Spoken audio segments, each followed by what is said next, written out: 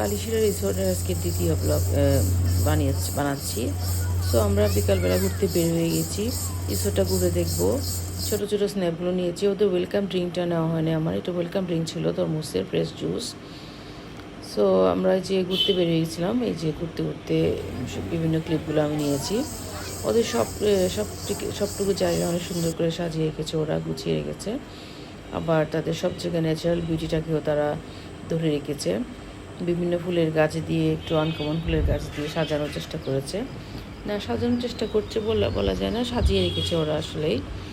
আসলে এটা মেনটেন করা, একটা রিসোর্ট মেনটেন করা, এটাকে সুন্দর মতো সবার কাছে ফুটিয়ে তোলা, আসলে এটা একটা ব্যাপার। আমাদের যেটা মেইন ছিল, অ্যাট্রাকশন ছিল, সেটা হচ্ছে আমাদের কটেজের পিছনে এরকম একটা ঝিরি গিয়েছিল। ওটা সারাক্ষণ এখান থেকে পাহাড়ের উপর থেকে পানি যাচ্ছে, স্রোত, একটা ছোটো নদীর মতো ঝিরি শব্দ হচ্ছে। তার মধ্যে বাঁশবাগান, জায়গায় জায়গায় ওরা বাঁশবাগান করে রেখেছে, অনেকগুলো বাঁশের গাছ লাগিয়ে রেখেছে, যেটা বাঁশের একটা শব্দ পাওয়া যাচ্ছিল।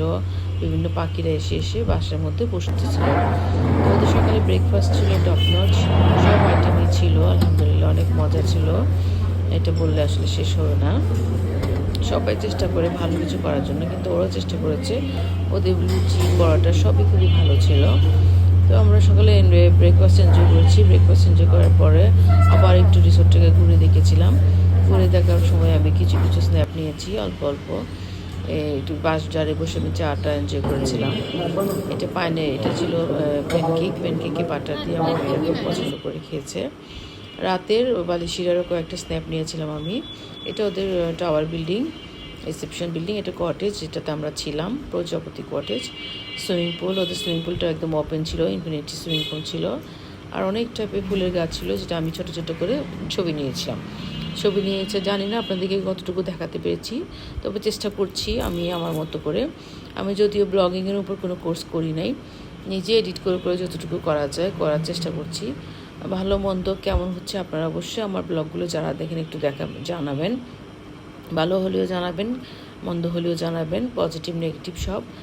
আর কি করলে ভালো হবে ওইটা একটু আমাকে আইডিয়া দিবেন। যাদের ভালো আইডিয়া আছে তারা আইডিয়া দিবেন যে আমি কীভাবে এডিটিং করলে আমার ব্লগগুলো আরও একটু ভালো হবে, বেটার হবে, ফেসবুক যেটা ভাইরাল করবে।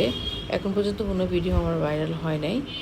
আমি চেষ্টা চালিয়ে যাচ্ছি। একটা আসলে ফেসবুক পেজ চালানো তো সহজ না। সবাই মনে করে ফেসবুক চালানো কোনো ব্যাপারই না। আসলে এটা একটা ব্যাপার, সবার দৃষ্টি আকর্ষণ করা, এটাও একটা ব্যাপার, ফুটিয়ে তোলা সবার কাছে, এটাও একটা ব্যাপার। ওদের দুপুরবেলা লাঞ্চটা আমরা ওদের কাছ থেকে নিয়েছিলাম। লাঞ্চটা যদিও একটু এক্সপেন্সিভ ছিল, তবে খাবারের কোয়ালিটি ভালো ছিল।